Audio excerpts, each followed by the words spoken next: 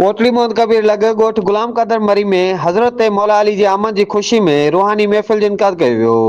महफ़िल जो तमाम बानी ज़वार अशरफ मरी ऐं ज़वार यूसुफ मरी कयो।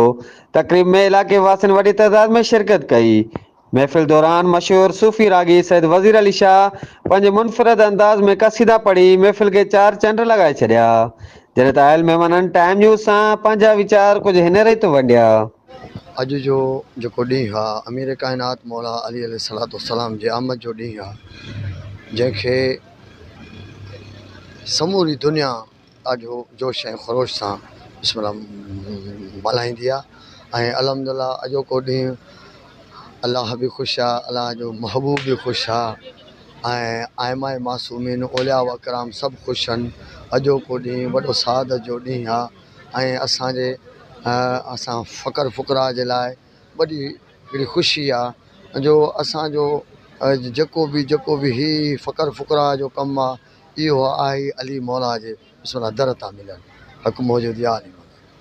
जीअं त मौला काइनात जूं सभिनी मोमिननि खे फ़क़र फ़ुक़रा खे मलंगनि खे हैदर करार दोस्तनि खे सभिनी खे मुबारकूं हुजनि मौला जे आमद जूं, मौला जे जशन जूं।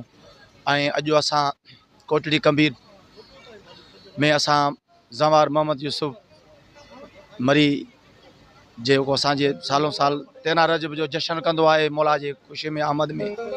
ऐं अॼु साईं बाबा वज़ीर अली शाह सां गॾु आहियूं, सभु मलंग दोस्त फ़क़र फ़ुक़रा असां सां गॾु आहिनि। 13 रजब ही जेका ख़ुशी आहे मौला जे नज़ूल थियण जी, ही सिर्फ़ु ज़मीनी ख़ुशी न आहे बल्कि ही अर्शी ख़ुशी आहे। जीअं त उन जी ख़ुशी में ही सालाना प्रोग्राम असांजो जशन पाक जो मौला जी आमद ते थींदो रहंदो आहे ऐं हिन साल बि उहो प्रोग्राम असांजो थियो आहे।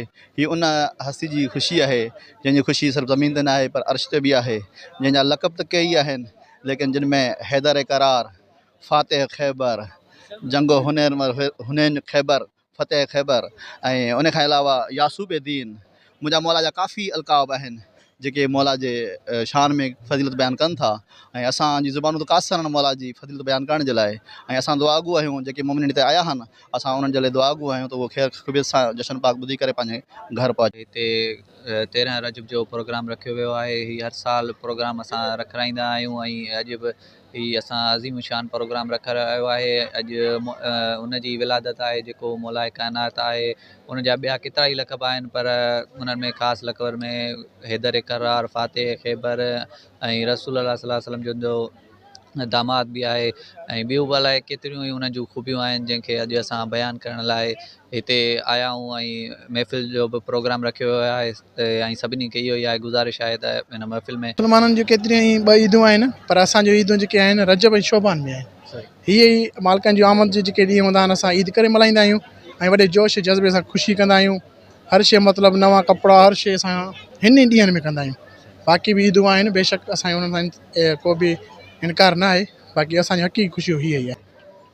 हा साईं रज़ाक साईं, हे असांजी ख़ुशी जी रात आहे, मौला जे आमद जी रात आहे। ऐं असां जेके ईदूं आहिनि वॾे में वॾी ईद आहे असांजी।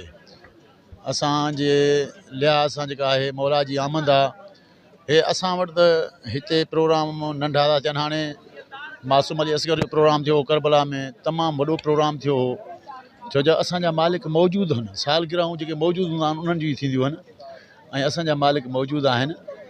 ऐं असांजे ख़ानदान जे लिहाज़ सां हीअ ख़ुशी जी रात अहम रात आहे। त मां इहो ई चवंदुसि असां जेके मुस्लमान भाइर आहियूं या कहिड़े फ़िक़े जा आहियूं, मोहम्मद ऐं आले मोहम्मद सां असांजी मोहबत हुजे ऐं इनशाला जेको आहे सो के बि कमियूं कोताहियूं उन जी ज़िंदगी में न ईंदियूं ऐं हो ख़ुशि ज़िंदगी गुज़ारींदो। कैमरामैन से ज़ीशान अब्बास सां गॾु अब्दुल रज़ाक लाशारी, टाइम न्यूज़, कोटली मोहम्मद कबीर।